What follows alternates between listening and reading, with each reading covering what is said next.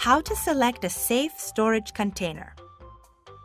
Once you have poured your water through the biosand filter, keep it safe by using a container with a tap or a narrow opening with a tightly fitting lid or cover. It should have a stable base so it doesn't tip over.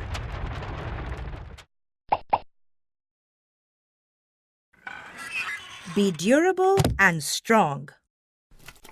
Easy to clean and not transparent, because algae grows in clear containers.